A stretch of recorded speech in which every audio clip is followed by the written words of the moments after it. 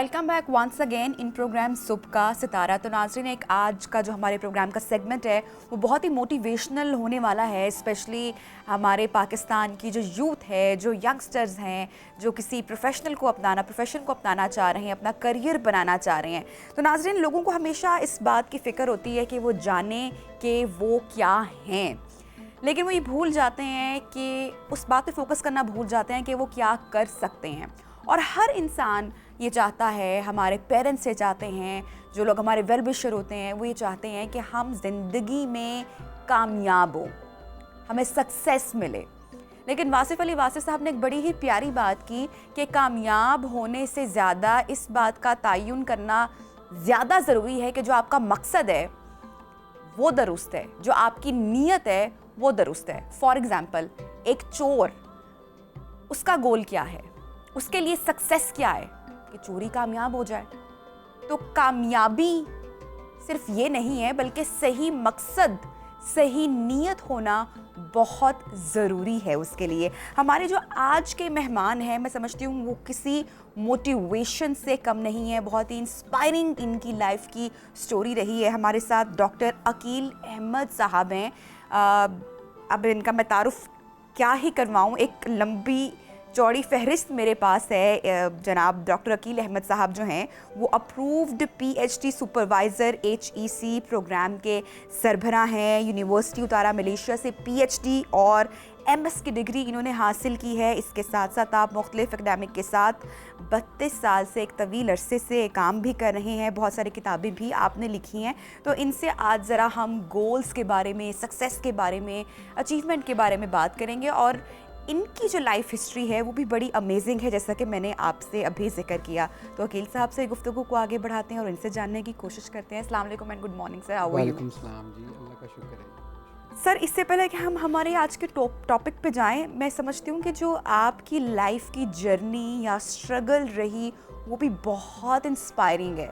मैं चाहूँगी कि आगाज़ अगर हम वहाँ से करें, जो यूथ आपको सुन रही है, जो नौजवान नस्ल आपको सुन रही है, जो अक्सर हिम्मत हार जाते हैं, जिन्हें आगे अपना मुस्तकबिल, फ्यूचर नज़र नहीं आ रहा होता, शायद आपकी कहानी उनके लिए बहुत ही मोटिवेशनल साबित हो। जी बहुत शुक्रिया जी, आपने प्रोग्राम में इनवाइट किया और ये मेरे लिए भी एक ऑनर है कि आज मैं आप लोगों के साथ बैठा हूँ। और जैसे आपने शेयर किया कि अगर मैं थोड़ा सा ग्लिम्सेस अपनी लाइफ के शेयर करूँ, तो इट वाज बैक इन 1986। तो अपना कैरियर जो है वो मैंने एक बिल्कुल लो लेवल से एज ए जेनेटोरियल स्टाफ की ऐसे से मैंने स्टार्ट किया। तो उस वक़्त मैं कोई 13 इयर्स का था और मैं ऑर्फन हुआ था, फादर का इंतकाल हुआ। तो मैंने फिर देखा कि अच्छा भी ये तो ज़िंदगी के अंदर अगर कामयाबी लेनी है तो हमें कुछ ना कुछ तो करना पड़ेगा। तो डे वन से मेरी ये थोड़ी हैबिट थी कि अच्छा अपनी डिसीजन मेकिंग है, या जिसको बाद में आके पता चला ये तो लीडरशिप का रोल है। तो फिर मैंने अपनी लाइफ का चार्ज खुद लिया। मैंने कहा भी अच्छा, बजाय इसके कि कोई रिलेटिव्स आएँ, कोई मोहल्ले वाले आएँ, वो हमें कुछ ना कुछ यहाँ पे हमारी कोई, जिसे हम कह सकते हैं, कोई मदद करें, Correct. या बहन भाई आएँ मदद करें, तो मेरा ख्याल है कि लाइफ का चार्ज मुझे खुद लेना चाहिए।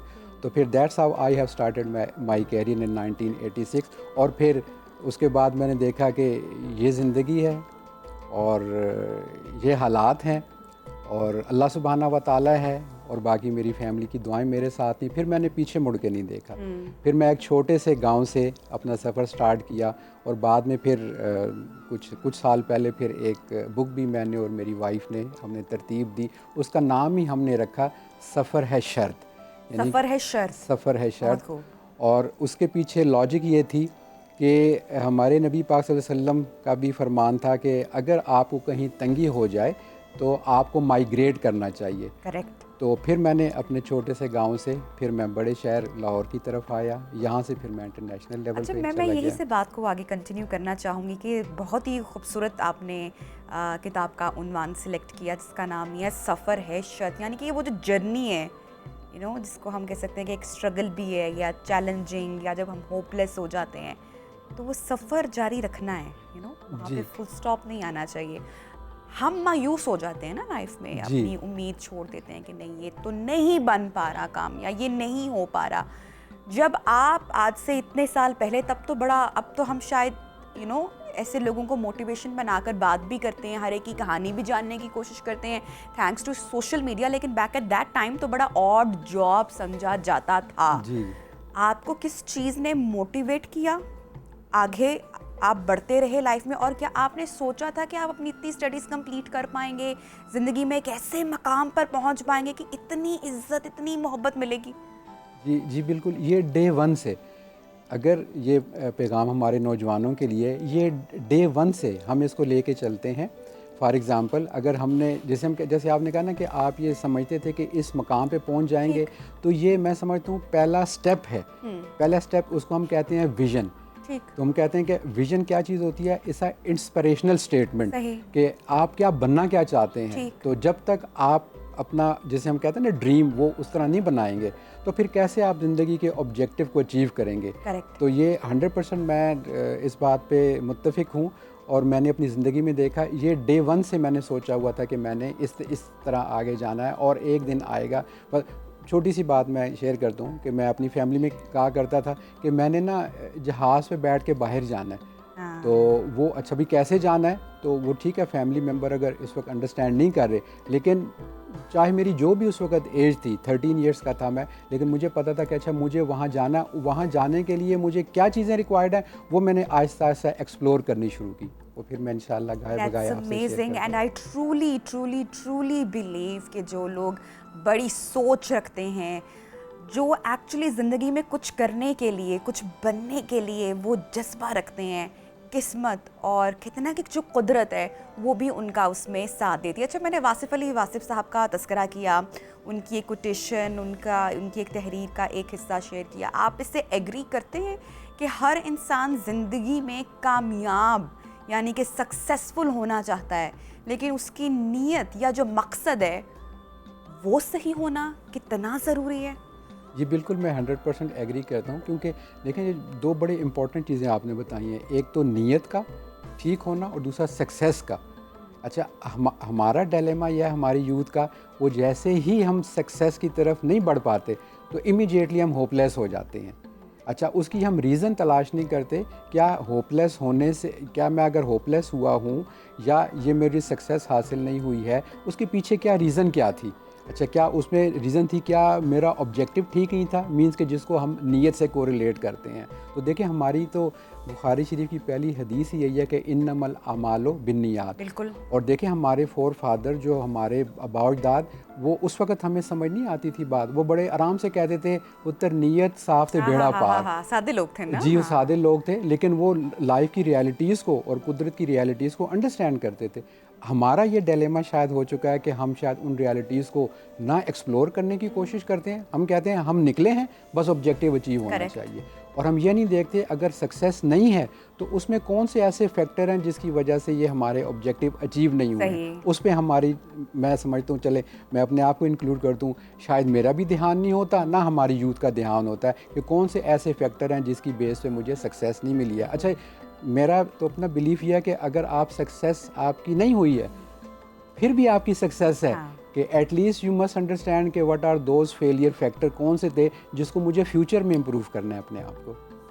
अच्छा, तो मैं सक्सेस से ही इसी बात को, आपकी बात को आगे कंटिन्यू करना चाहूँगी, बढ़ाना चाहूँगी। सक्सेसफुल होना आज के दौर में क्या बहुत ज़्यादा पैसा कमाने को कहते हैं, या एक बहुत अच्छा स्टेटस होना ही सक्सेस है, तभी आप कामयाब हैं? जब आपका एक बहुत बड़ा बंगला है, बहुत बड़ी गाड़ी है, बैंक अकाउंट आपका भरा हुआ है, और हमारे नौजवान भी आजकल ऐसे शॉर्टकट्स या सफ़र है शर्त, वो सफ़र तय करना नहीं चाहते हैं। रातों रात हमें लगता है कि हमारी जो कामयाबी है वो अमीर होना है, रिच होना है, टू बिकम रिच। आप क्या कहेंगे? ये देखें, जैसे आपने कहा ना कि वो घर का होना, गाड़ी का होना, बंगलों का होना, फॉर एग्ज़ाम्पल, इसको अगर मुझे इजाज़त दें मैं इसको कोरिलेट करता हूँ। ये हमारा जो रिस्क है, फॉर एग्ज़ाम्पल, रिस्क जो है वो हमारा फाइनेंस भी है, पैसा भी है, रिस्क जो है वो हमारी दौलत भी है, रिस्क जो है वो हमारी औलाद भी है, और रिस्क जो है वो हमारी रिस्पेक्ट भी है। अच्छा, अब हमारी यूथ में एटलीस्ट, अगर आप एग्री हों या ना हो, अब हमारी ये यूथ कम अज़ कम समझ गई है कि नहीं भी, अब ये जो रिस्पेक्ट है इसका अब फैक्टर जो है ये वर्ल्ड लेवल पे या एटलीस्ट पाकिस्तान लेवल पे रिस्पेक्ट का जो है ये बहुत बड़ा फैक्टर है। अगर किसी शख्स के पास वो दौलत, वो गाड़ी या बंगला नहीं है, अगर उसकी रिस्पेक्ट है, अगर आप मुझे इजाज़त दें 2-3 नाम मैं कोट कर दूं, फॉर एग्जांपल अब्दुस्तारीदी हैं, तो कोई मेरा नहीं ख्याल लेविश लाइफस्टाइल तो नहीं था। जी बिल्कुल। तो आप उनकी देखिए और उनका रिस्पेक्ट लेवल देखिए, और अगर आप मतलब काउंटर पार्ट में देखिए कुछ ऐसी चीज़ें, ऐसी पर्सनैलिटीज़ होंगी। तो इसलिए हमें, मेरा ख्याल है कि सक्सेस सिर्फ पैसे का होना, गाड़ी का होना, बंगले का होना, हर शख्स के लिए इसकी जो डेफिनेशन है दैट इज़ डिफरेंट। जी बिल्कुल डिफरेंट है। अच्छा फॉर एग्जांपल जो हमारा रिलीजन है वो इस बात से कभी नहीं मना करता कि आपको पैसा नहीं कमाना, बड़ा बंगला नहीं बनाना, या फॉर एग्जांपल आपके पास गाड़ी ना हो। जो ज़रूरियात ज़िंदगी इस वक्त 21st सेंचुरी के अंदर हैं वो ज़रूरत है, तो आपको उसकी तरफ जाना है। क्योंकि फाइनेंशियली अगर आप स्ट्रांग होंगे और नीयत आपकी ठीक है, तो आप कम से कम, वो हुज़ूर पाक सल्लल्लाहु अलैहि वसल्लम की हदीस है, देने वाला हाथ लेने वाले हाथ से बेहतर है। तो देखें हज़रत उमर फ़ारूक रज़ी अल्लाह की एग्ज़ाम्पल है। वो एक दफ़ा मदीना की गली में एक सहाबी से, और सहाबी बड़े अच्छे, वो वेल ऑफ, तो आपने थोड़ा झंझोर से कहा, भी ये क्यों खरामा, ये कपड़े कैसे तुमने पहने हुए हैं? अल्लाह सुब्हाना व ताला ने तुम्हें फाइनेंशियली स्ट्रॉन्ग किया हुआ है, तुम पहन के लोगों को बताते क्यों नहीं कि अल्लाह ने तुम्हारे ऊपर रहमत की हुई है। हाँ, उसके अंदर तकब्बुर का एलिमेंट नहीं आना चाहिए, उसके अंदर हम्बलनेस आनी चाहिए। तो पैसा कमाने से ना हमारा रिलीजन मना करता है, और हमारी यूथ जो है वो इस बात को, मेरा ख्याल है, अब अंडरस्टैंड करने लगी है कि हाँ, रिस्पेक्ट का जो एलिमेंट है वो पहले नंबर पे है। हाँ, जो हमारी किसी ज़माने में वो पहली 3 नीड्स होती ना, रोटी है, कपड़ा है या मकान है, उसको किसी ऑथर ने मैस्लो की हायरार्की से कोरिलेट किया कि फूड भी है, सोशलाइजेशन भी है, शेल्टर भी है। लेकिन जो अब हमारी यूथ है, उनकी डिज़ायर, जब आपने बात किया ना कि वो सफ़र नहीं करना चाहते, उनकी वो आखिरी 2 डिज़ायर जो है सेल्फ़ इस्टीम है, सेल्फ़ एक्चुअलाइजेशन है। वहाँ तक तो वो पहुँचना चाहती है, लेकिन उसके लिए जो उनको हार्ड वर्क करना है अलॉन्ग विद स्मार्ट वर्क, उसे हम मना नहीं करते, लेकिन शॉर्टकट नहीं होना चाहिए। वो हमारी यूथ जो है वो थोड़ा सा वहाँ लैग कर रही है। स्टूडेंट से, यूथ से आपका सर बहुत इंटरेक्शन रहता है। एक जुमला हमने बहुत सुना है, कुछ मायूसी भी हमें आजकल के नौजवानों में दिखाई दे कि किस्मत साथ नहीं दे रही है, किस्मत अच्छी नहीं है। किस्मत इंसान खुद बनाता है या ये तो तकदीर लेकर आता है साथ? नहीं, इसमें मुख्तलिफ जो एक्सपर्ट हैं उनकी डिफरेंट राय हैं। फॉर एग्ज़ाम्पल एक देखें, हमारे जो क्रिएटर हैं अल्लाह सुब्हाना व तआला, वो यही कहते हैं कि भाई हीला तुमने करना है, वसीला फिर मैंने बनाना है। तो जो हमारे करने का काम है हमने तो वो करना ही करना है। हाँ, एक साहब डिगिंग कर रहे हैं फॉर एग्ज़ाम्पल, और डिगिंग करते करते उनमें से कुछ ऐसे जवाहरात निकल आते हैं या ऑयल निकल आता है, उसको हम लोग समझते हैं या ये इसकी किस्मत थी, उसने भी वो एनर्जी लगाई, मैंने भी वो लगाई, मैंने इतनी डिगिंग की लेकिन मुझे कुछ ना मिला। बिल्कुल, I totally agree with you. इस पे बड़ी ब्यूटीफुल सेइंग भी है ना कि जो इंसान है वो 2 पाँव वाला जानवर है, और एक आपकी तकदीर है जो कदम बढ़ाती है आगे, और उसके साथ तदबीर है दूसरा पैर। फॉर एग्जाम्पल कि हमारी तकदीर या हमारी किस्मत यही है कि हम जिस कद काट के साथ पैदा हुए हैं, हमारी जो जीन्स हैं, हमारी जो रंगत है, we can not change that. हम अपने माँ बाप, ये हमारी तकदीर है, हम उनको तब्दील नहीं कर सकते, औलाद तब्दील नहीं कर सकते, हम जैसे दिखते हैं वो तब्दील नहीं कर सकते। लेकिन जिन चीज़ों के लिए हम लाइफ में मेहनत करते हैं वो तदबीरें हैं। तो ये एफ़र्ट जो है ये कभी हमें करना छोड़नी नहीं चाहिए, क्योंकि ये दोनों चीज़ें जब साथ चलेंगी, हार्ड वर्क बहुत ज़रूरी है लाइफ में। अच्छा, मैं इस बात की जाने बनाना चाहूँगी, ख़ासकर स्टूडेंट्स और यूथ की बात कर रहे हैं, गोल सेटिंग की बात कर रहे हैं, मोटिवेशन होने की बात कर रहे हैं। गोल सेटिंग का तयन किस उम्र में होना चाहिए, कब होना चाहिए? क्योंकि आपका इंटरेक्शन है, आप थ्रू आउट स्टूडेंट्स को देखते हैं, यूथ को देख रहे हैं, आप क्या समझते हैं कि what is the right age to decide कि what you want to do in your life? ये बड़ा अच्छा क्वेश्चन है, ख़ासकर हमारी यूथ के हवाले से, और स्टूडेंट चाहे वो किसी भी लेवल का है। आजकल तो इतनी अवेयरनेस आ गई है, अगर वो ग्रेड 4-5 का भी अगर कोई स्टूडेंट है तो वो भी अपने गोल उसने इस्टेब्लिश किए हुए हैं, जहन में सोचा हुआ कि मैंने क्या बनना है। लेकिन आपका जो क्वेश्चन है किस एज के अंदर ये उसको इस्टेब्लिश करने या सेट करने चाहिए, तो मेरा तो ख्याल है कि ये इसके लिए कोई ख़ास एज नहीं है, कोई ख़ास एज नहीं होती है। और जो गोल है ये एक्चुअली है क्या चीज़, गोल जो है ये एक बड़ा पावरफुल प्रोसेस है, प्रोसेस ऑफ थिंकिंग है ये। और वो थिंकिंग किस चीज़ की है? थिंकिंग आपके फ्यूचर की तरफ है कि ये मैंने गोल बनाया है और मुझे कहाँ लेके जाना है, ये मेरे अपने ब्राइट फ्यूचर की तरफ लेके जाना है। तो गोल के लिए कोई उम्र की कैद नहीं है। अच्छा, बचपन में जब हम कहते हैं ना कि पेरेंट्स अपने बच्चों को बताते हैं कि तुम बड़े होके, तो वो तो पेरेंट्स का हुआ ना, ड्रीम उनका हुआ ना, उनका ख्वाब हुआ कि बेटा आप बड़े होकर डॉक्टर कर लेना, बन जाना, या इंजीनियरिंग कर लेना, या आर्किटेक्ट बन जाना, या पायलट बन जाना। तो ये बेसिकली उनके ड्रीम्स होते हैं जो वो बच्चों को ट्रांसफ़र करते हैं। हमें तो शायद ज़िंदगी के एक बहुत तवील अरसे के बाद पता चलता है कि हमें तो ओहो ये करना था लाइफ में, और हम कर कुछ और रहे होते हैं। सो आप इस बारे में क्या समझते हैं, क्या कहते हैं? जी, आपने बिल्कुल बात ठीक की। बहुत सारे ऐसे हमारे जो स्टूडेंट हैं बैचलर लेवल पे, बीएस लेवल पे फॉर एग्जांपल आते हैं, तो हम कोर्सेज़ पढ़ाते हुए उनसे पूछते हैं कि आपने किस एरिया में एक्सेल करना है, स्पेशलाइजेशन किस में करनी है और क्यों करनी है। एक बार टिपिकल क्वेश्चन मैं तो लाजमी करता हूँ, तो वो कहते अच्छा क्यों ये करना चाहते हैं, ये पेरेंट्स की ख्वाहिश है फॉर एग्जांपल, नहीं कुछ फैमिली मेम्बर्स कह रहे थे, नहीं या किसी को सक्सेसफुल देखा अपने आसपास सराउंडिंग्स में। जी बिल्कुल। तो ये जो मेरा पॉइंट ऑफ व्यू है, ये सारे आंसर उनके गलत होते हैं। इंसान को वही करना है जिसका वो स्किल सेट का उसके अंदर मौजूद है, जो skill set. For example specialization, for example अगर कुछ डिसिप्लिन की अगर आप इजाज़त दें मैं बात करूं, कुछ student they are interested in for example human resource management, कुछ कहते हैं हमने जाना है मार्केटिंग के अंदर, कुछ अकाउंटिंग फाइनेंस, कुछ मीडिया के अंदर जाना चाहते हैं। अब क्वेश्चन करें कि why you are interested in this area, वो इसकी डिमांड ज़्यादा है। भाई डिमांड को छोड़ें, आप बताएं कि do you have certain skill set to excel in this area.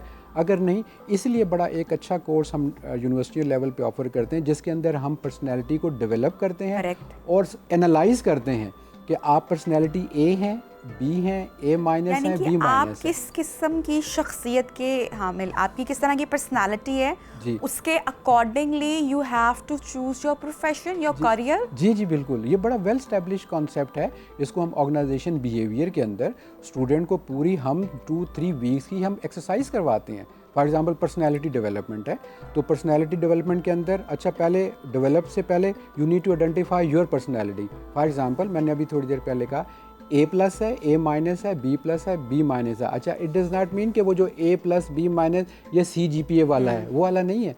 इसका मतलब है कि ए बी सी कुछ मार्केटिंग के अंदर लोग एक्सेल कर सकते हैं, उनकी पर्सनैलिटी ये है, तो उनको उस एरिया में जाना चाहिए। अगर किसी पर्सन के पास उस डिसिप्लिन से रिलेटेड फॉर एग्जांपल वो स्किल सेट मौजूद नहीं है, उसको वहाँ नहीं जाना चाहिए।